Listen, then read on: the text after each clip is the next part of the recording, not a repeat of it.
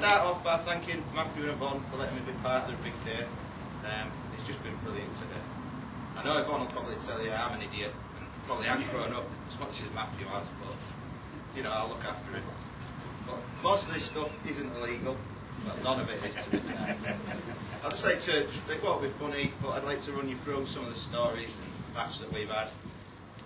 First got to know Matthew around 13, 14, he just left school, and he came up to me and he said, "Steve, I've got a plan for you," or like a business thing. So I says, "Go on." He says, "I've just started work on docks and I've got all these 6, you know, backhanders. I need you to go around school and sell them all." No worries. So I said, "I'll give you a cut of it." So I got 2 of us, me and Adam, and we went round. And, he told us to hit the 1st and 2nd years, the 11 and 12-year-olds who were more gullible. So, "You'll probably get 30 or 40p a cig out of them," he said. So, yeah, no worries. Came back at the end of the week, must have made 90 quid for him. Yeah, you know, father. Father. He says, yeah, I'll look after you, don't worry. So, I mean, the best part about him being on docks was he got illegal beer, to be fair.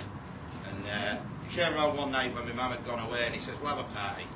Filled the bathtub up with beer, and obviously we was on it a bit.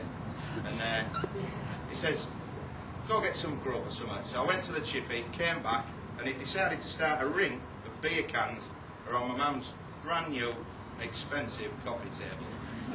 Got up the next morning, not realising what he'd done, and there was rings all over it. You know, it'd just been ruined totally. And he said, "It'll be alright, don't worry." And they're ragging off I got off my mum. It was absolutely unbelievable. Wasn't bothered though, he got his money in his pocket.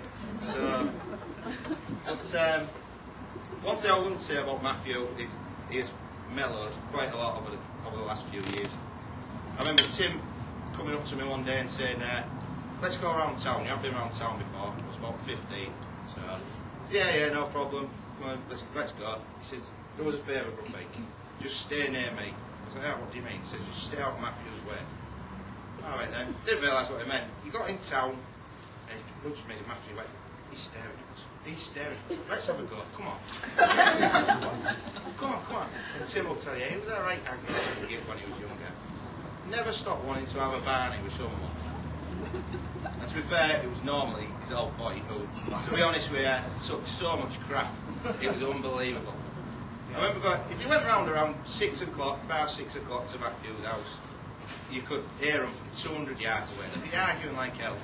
And you'd walk in, and it'd be like, these 2, Matthew and Barry, arguing about who's doing the pots. "Well, I ain't doing them, I did them 3 weeks last Tuesday. I ain't doing them, I did them so and so, so and so." And then it'd be like the teas. You'd go around and see Matthew, if he was the first one in, for argument's sake, doing a chilli, he'd look at the ingredients and do half of what he needed to do, just to be annoying to the rest of them. Instead of cooking them all the tea, he'd cook his half, and when they all come in and say, "Well, what have you done for tea?" "Well, I've done myself a chilli." The rest of it's there if you want to cook your own. And obviously that just started barney after barney. And I remember going in one night, Barry was there and he says, "I've sorted all this argument out over the pots." I was like, "Oh, yeah, well done." He says, "I've got a dishwasher." "Yeah, that's alright." So next night I went round and he was stood outside shaking his head and I could hear him arguing again from the bottom of the garden. I says, "What's up with you?" He says, "You'll never bloody guess what. They're only pissing arguing about who's filling it and who's emptying it and who puts the tablet in." I was like, honestly, he took some absolute slabbing in Barry, so I'd set my hat off to him. But camping was another thing. Most of these stories sound like we got drunk a lot, which we probably did. But living in Paul, there's nothing else to do. We'd go camping, and there'd be 10, 11 of us. I think we only had 2, maybe 3 tents. But under no circumstances would Matthew ever share his tent.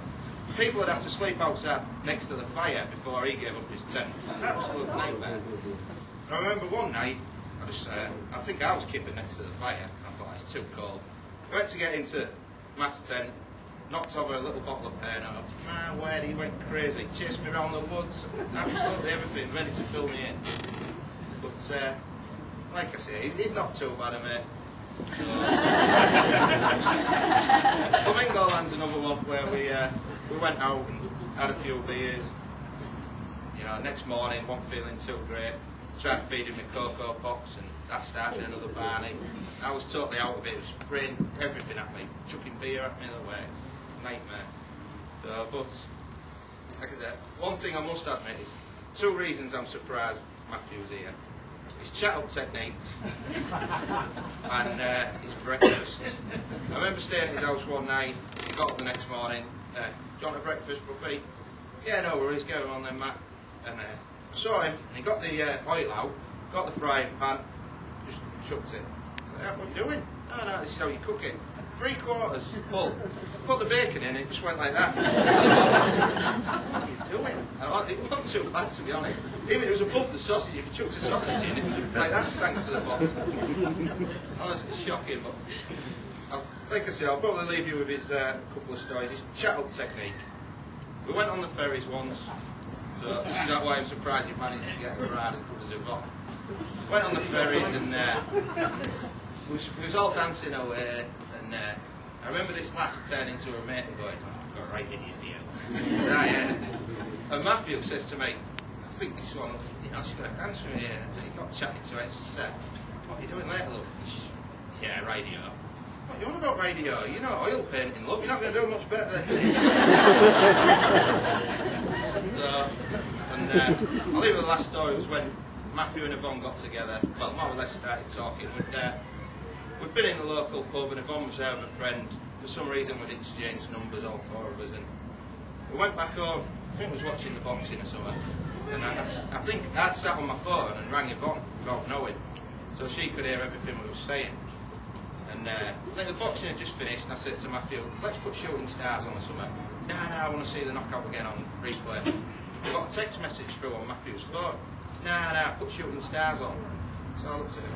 He looked at me and went, "Someone just texted saying put Shooting Stars on. Someone's listening to us."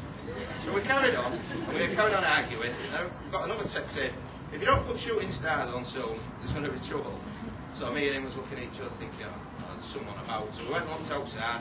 It's Vicky Bonning. She's about somewhere.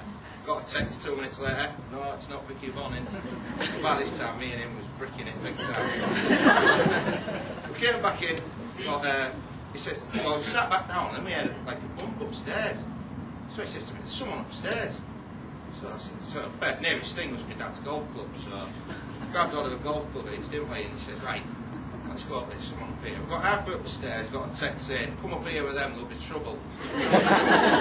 Dropped them, forgot about the whole idea, legged it back to pub, just shut the door and legged it to pub. And she rang about half an hour later and just said, "Look, Broughy's left his phone on. I've been listening to every word." And we was honestly crapping it. We were worried sick, wasn't we? And she just wound us up for about an hour and a half. Like I say, that'll do from me. Only wanted it short and sweet, so thank you very much.